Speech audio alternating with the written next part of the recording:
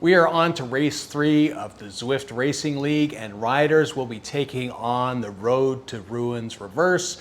This is the first time that this route has made an appearance in the ZRL and will prove to be a tough ride with key selection points where riders will be put to the test. Riders will be taking on a total of 29.8 kilometers with a total of 276 meters of elevation gain.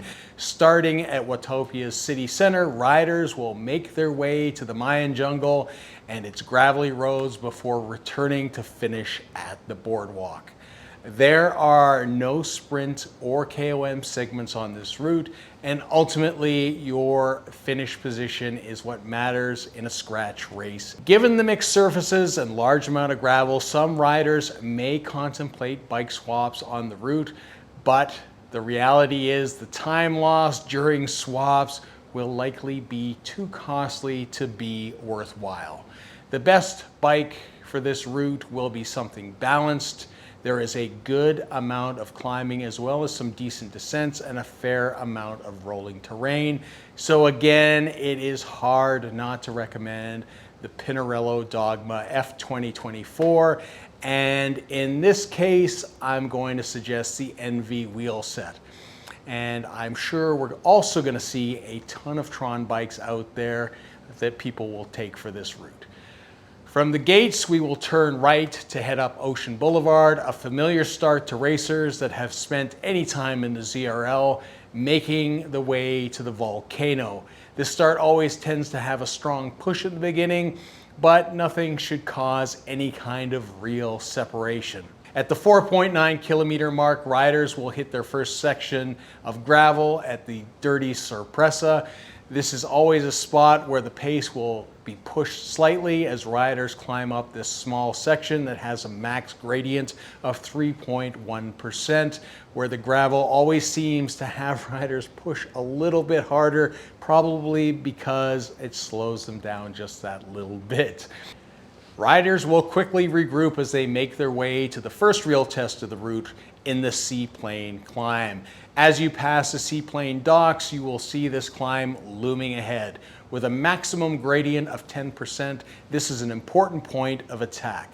Things will really kick off at about the 9 kilometer mark as you can gain a lot of time over other riders on this steep climb and really break up the group with a close to max effort before getting to the flatter section over the bridge. But you have to be careful, go too hard. You may see yourself getting chased down and unceremoniously spat out the back. Riders will turn off at the 10.2 kilometer mark and continue climbing to approximately the 10.9 kilometer mark. At the 11.3 kilometer mark, it is downhill, so staying in the group to maximize draft will be the key as riders move into the jungle section.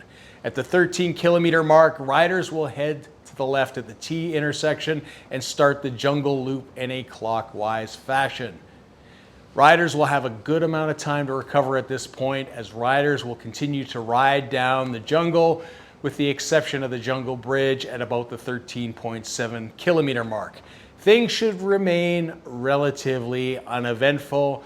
But once riders hit the 18 kilometer mark, they will start moving into the second big test of this route, which is the climb out of the jungle. This climb is long and a good portion of it is draftable, so stick with those wheels and get ready for some inevitable attacks as some teams will be looking to whittle down the lead group even more. As you move up the climb, using the steamroller power-up will be especially helpful in or around the 19.3 kilometer mark where the gravel gets to its steepest grade. There are areas of flat that will allow a little bit of recovery during this climb, but when riders hit the peak incline of 4.6% at the 21.9 kilometer mark, you are likely to see a bit of a surge. At the 22.7 kilometer mark, riders will undoubtedly be thankful for the upcoming descent, recovery, and the opportunity for a super tuck as riders move into the final 5 kilometers of this race. The pace will likely slow down as the final selections will have been made, with only the kick out of the tunnel at the 28.3 kilometer mark remaining as riders push back to the boardwalk. The final boardwalk sprint will be another familiar segment for riders, for those looking to win, but the legs might not be able to go as hard if the race pace up the climbs has burnt a few matches before the final sprint. At the end of the day, this will prove to be a battle for many riders and a tough stage for many teams. So best of luck in the race. Let us know how your team fared in the comments. And if you found this recon helpful, please give us a like and share this video. And please do subscribe to this channel to get future recons. Until next time, see you.